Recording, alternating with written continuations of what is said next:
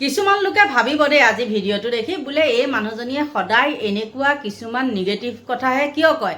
মই কওঁ শুনকচোন, ৩-৪ দিনৰ পৰা দেখি আছোঁ একদম কাজিৰঙাক লৈ পেলাই নানানটা একেবাৰে দল সংগঠনে আহি তাত প্ৰতিবাদ কৰা দেখিছোঁ। আৰু সেই প্ৰতিবাদ কৰাৰ পিছত আপোনালোকে চাগে ভাবিছে বা এওঁলোকে কাজিৰঙাখন মানে সংৰক্ষিত কৰিবৰ কাৰণেহে তেওঁলোকে প্ৰতিবাদ কৰিছে। কিন্তু কিয় প্ৰতিবাদ কৰিছে মই আপোনালোকক ক'ম। কিন্তু তাৰ স্থানীয় যিসকল কাজিৰঙাবাসী লোক সেই অঞ্চলটোৰ সকলোখিনিয়ে কিন্তু হিমন্ত বিশ্ব শৰ্মাকে ছাপোৰ্ট কৰিছে। আৰু তাত কি কৰিছে, কংগ্ৰেছ দলেই হওক বা ৰাইজৰ দলেই হওক মই দেখিছোঁ তাত প্ৰতিবাদ কৰা। কিন্তু সেই প্ৰতিবাদে কাম দিবনে? আৰু সেই প্ৰতিবাদ আপোনালোকে ভাবিছে নেকি যে কাজিৰঙাখন সংৰক্ষণৰ কাৰণেহে তেওঁলোকে প্ৰতিবাদ কৰিছে?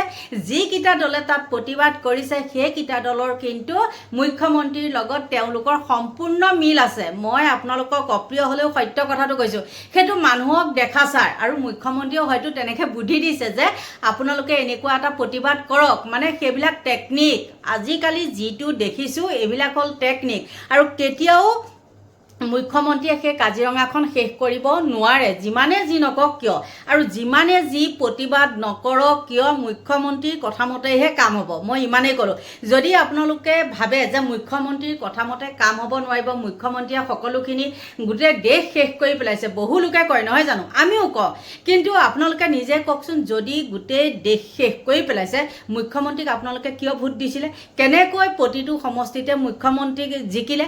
আৰু এতিয়া কিছুমান মানে ক'ব যে এইবিলাক EVM-ত কৰিছে। তোমালোকে EVM বন্ধ কৰিবলৈ কিহৰ কাৰণে বাধ্য কৰাব নোৱাৰিলা?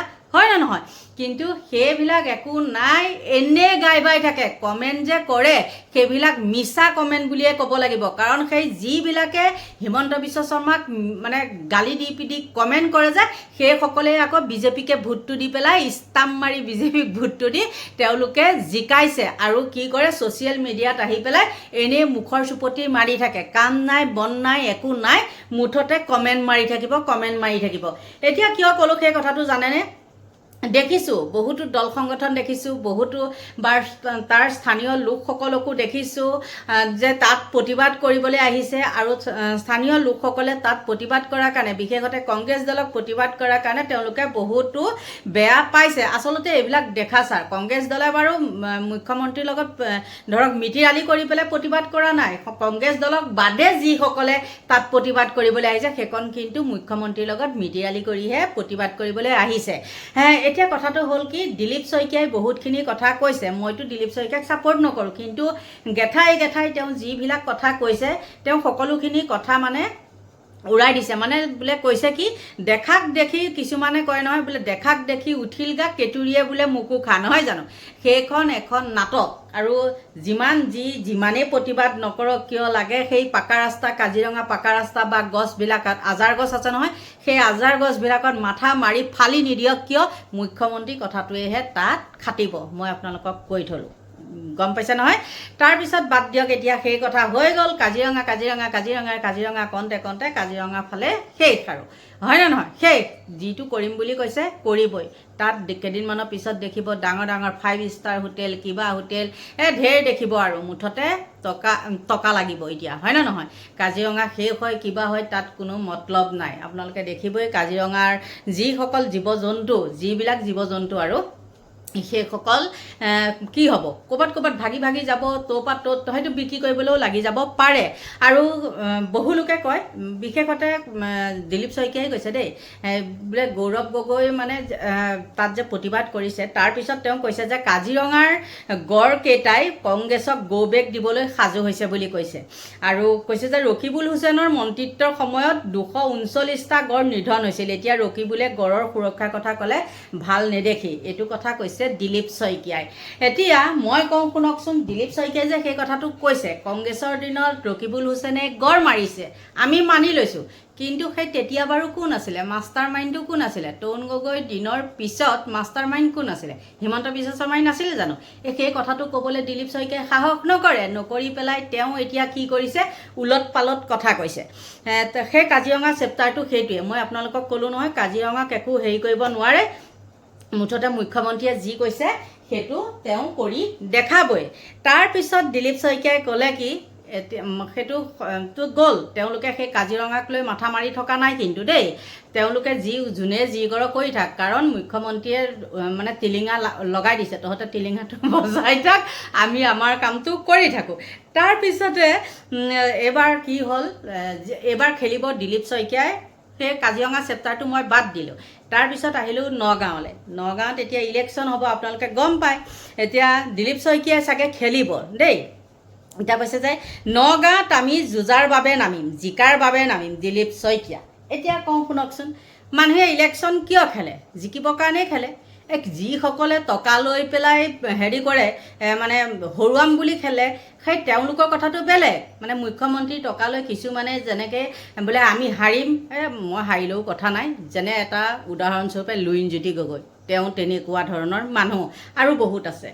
বোলে হাৰিলেও আৰু কিবা আৰু মুঠতে এনেই ভোট ভাঙিবৰ কাৰণে খেলিম, তেনেকুৱা সেইজন হ'ল 1 নম্বৰত লুৰিণজ্যোতি গগৈ। তাৰপিছতে তেওঁ এতিয়া দিলীপ শইকীয়াই ক'লে যে আমি নগাঁৱত খেলিম, আমি জিকিম, আমি জিকিবৰ কাৰণে খেলিম। বোপাই জিকিবৰ কাৰণেতো মানুহে ইলেকশ্যন খেলে নহয় জানো?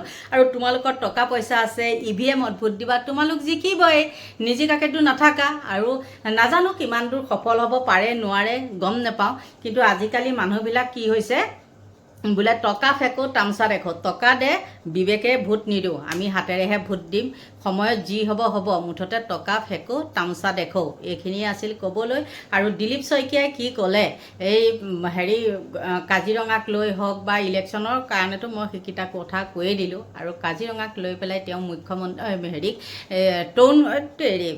গৌৰৱ গগৈ, তৰুণ গগৈ মুখ্যমন্ত্ৰী আছিলে যে, সেই কথাটো আহি গৈছে দেই, আপোনালোকে ভুল নুবুজিব।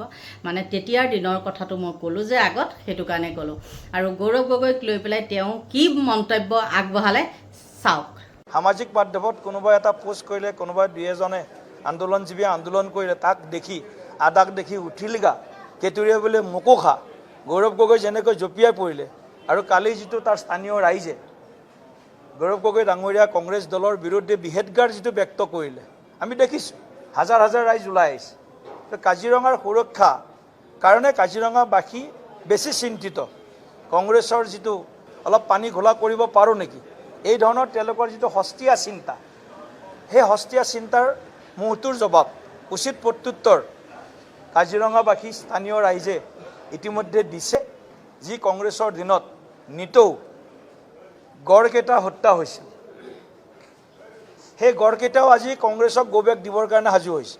কংগ্ৰেছে কালি যেতিয়া কাজিৰঙা ৰক্ষাৰ কথা কৈছে, যে কংগ্ৰেছৰ সেই গড় নিধনৰ সেই গোটেই কথাবিলাক আজি ৰকিবুল হুছেইন ডাঙৰীয়াই যদি কাজিৰঙাৰ সুৰক্ষাৰ কথা কয়, তাতকৈ আৰু বেলেগ হাস্যাস্পদ কথা হ'ব নোৱাৰে। যি ৰকিবুল হুছেইন ডাঙৰীয়াৰ নেতৃত্বত 239টা গড় মানে চোৰাং চিকাৰীৰ হাতত মানে এই গড়বিলাকৰ নিধন হৈছিল। গতিকে সেই চৰকাৰৰ বা সেই দলটোৰ মূল দায়িত্বত থকা ব্যক্তিয়ে যেতিয়া কাজিৰঙাৰ সুৰক্ষাৰ কথা কয়, তেতিয়া অসমৰ মানুহে নিশ্চয় এইটো ক্ৰকোডাইল টিয়াৰ্ছ বুলি ক'ব।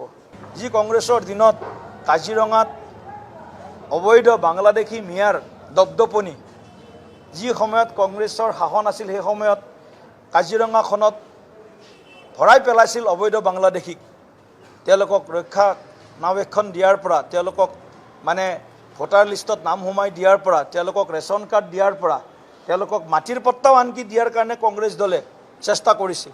কংগ্ৰেছ দলে নিৰ্লজ্জভাৱে কাজিৰঙাখনক নিক্ষেপ কৰিবৰ কাৰণে কংগ্ৰেছ দলৰ কাৰ্যকালত সকলো এইজনেই দিলীপ শইকীয়া, যি নেকি এতিয়া মুখ্যমন্ত্ৰীৰ পিছে পিছে ঘূৰি ফুৰে নিজৰ মুনাফাৰ কাৰণে। আৰু এইজনেই কি কৰিছে, চৰকাৰী মাটিত কোটিটকীয়া অট্টালিকা বনাই লৈ পেলাই তেওঁ ভাবিছে মই যদি এতিয়া এইবিলাক কথাত ছাপোৰ্ট নকৰোঁ, মোৰ ঘৰটো ভাঙি পেলাব, হয়নে নহয়? গতিকে বন্ধু বান্ধৱীসকল, তেওঁ এইখিনিকে ক'লে। আৰু এতিয়া তেওঁ আহিছিলে সৰ্বানন্দ ফালৰ পৰা। যিমান যি নহ'লেও বিজেপি দলতো খোৱা কামোৰা লাগে, কিন্তু খোৱা কামোৰা লাগিলেও তেওঁলোকৰ এটা একতা আছে, আৰু সেই একতাটোৰ কাৰণেই তেওঁলোক জয়ী হৈ থাকিব পাৰিছে। আৰু কি হ'ব, আৰু 5 বছৰ 10-5 বছৰ হ'লেও তেওঁলোক আকৌ জিকিব। আপোনালোকক কৈ থলোঁ। এতিয়া আপোনালোকৰ পৰা লৈছোঁ বিদায়। আৰু মোকতো গালি দিবই জানিছোঁ, গালি দিলেও উপায় নাই। নাই হোৱা কথাটোতো মই কমেই বাই বাই